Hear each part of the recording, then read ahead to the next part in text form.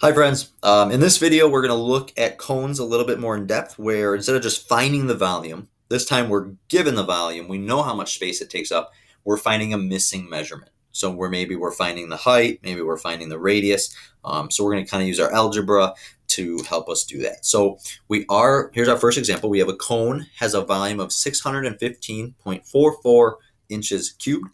The cone has a radius of 7 inches. What is the height? So I always like to draw a picture. It doesn't have to be a perfect picture, but I'm going to draw a cone.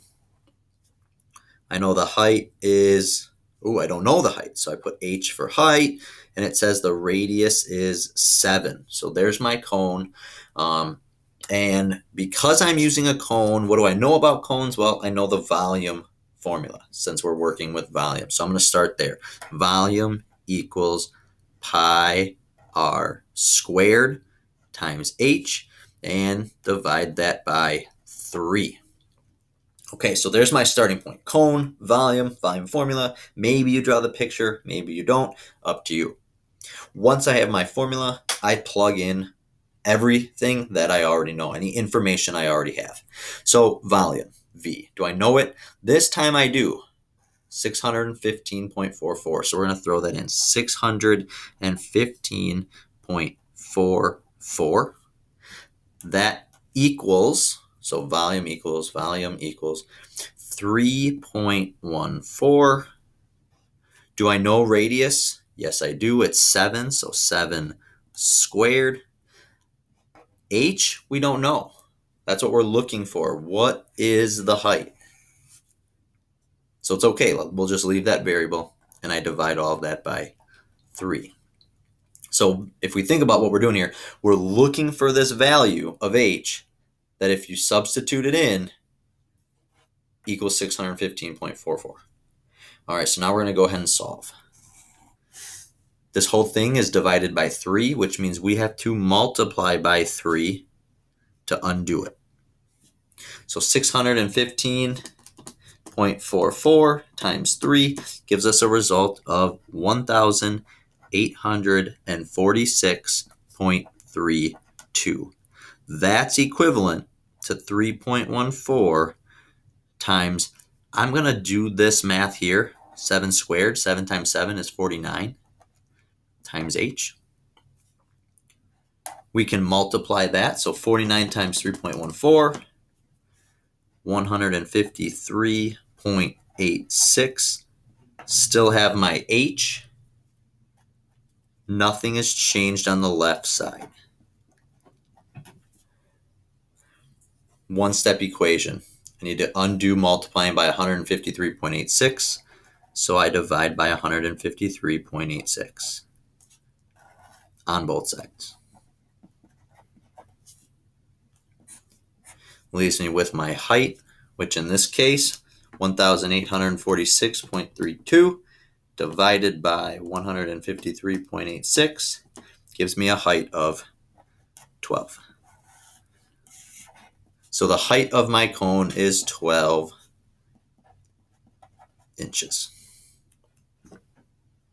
All right, let's look at another cone, but this time instead of finding the height, we're looking for the radius. All right, I'm not going to draw the picture this time. I'm going to start right with my formula. So volume equals pi r squared h divided by 3, because I know cone, they tell me the volume, and I know the height. So let's go here. Volume is 301.44. I know pi. I don't know the radius, so we're going to keep it r squared. But I do know the height is 8. Divide by 3. All right, starting just similar to before, we're going to solve for our variable r. So the first thing I have to do is undo the dividing by 3.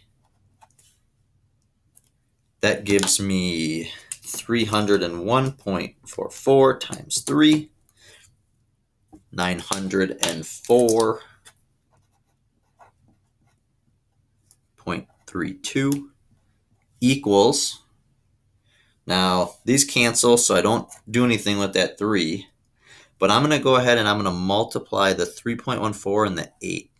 together right away. Just simplifying through multiplication. So 3.14 times 8 gives me 25.12, and then I have r squared. All right, looking a little different, but we'll still kind of think, how do I get r by itself or r squared by itself? We have to divide by 25.12.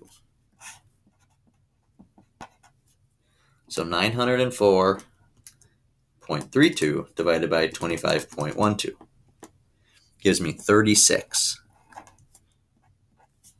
equals r squared. Let's think about that for a second. 36 equals r squared. A number times itself equals 36. Well, remember, that's called a square root. So we have two ways to think about it. We could just say, hey, r must be 6. R must be 6, because 6 times 6 makes 36. If it was something not nice, if it wasn't a perfect square here, like a nice whole number root, what we would do, remember, we're looking for, I'm going to zoom in here, on our calculator, we're looking for this radical sign, this square root sign. So it's the second option, so I have to hit second on mine, so I get that square root. Yours might just have that button, and then I'm going to put 36 in and hit enter, and it'll tell me 6. So that's how we would find the radius. More importantly, we're just thinking what number squared makes 36. And that is how we can find a missing measurement given the volume.